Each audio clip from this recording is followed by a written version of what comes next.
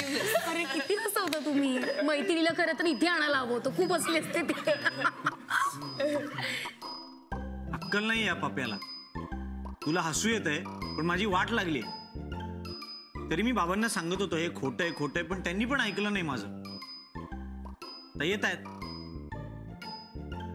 पण मला बरं वाटतंय आज फॉर अ चेंज कोणीतरी वेगळं चिडलंय आणि मी हसतोय. ए म्हणजे उद्या तुझे आई बाबा येणार आहे नक्की आहे ना? काही ऑप्शनच नाहीये ना.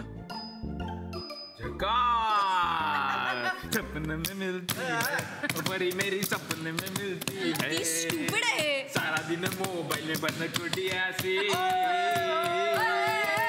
सारा दिन मोबाइल में बंद कुटिया सी होटल में मिलती है. खाते खाते मिलती है. बस बस बस. भाऊ अब ना यार की शादी है आने का. बरं ऐका, आता साहिलचा आई बाबा पहिल्यांदा येत आहेत ना आपल्या हॉटेलमध्ये.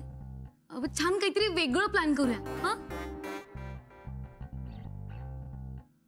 एक्झॅक्टली.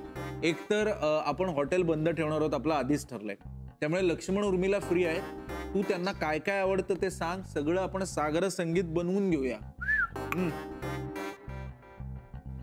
असं काही करायची गरज नाहीये. एकच कॉमन डिश बनवा.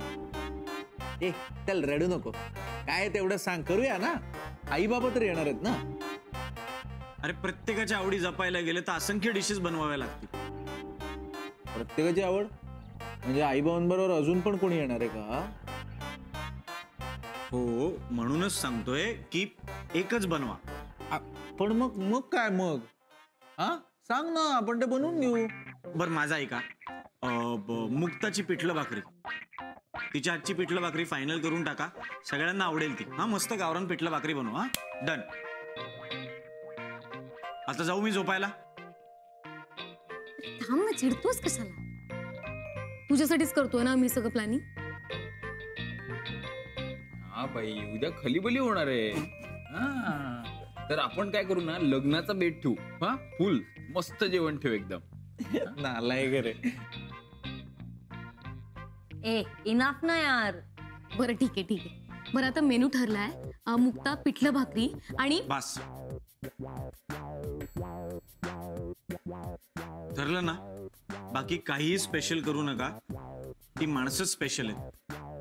म्हणजे ते उद्या कळेलच ते आले की.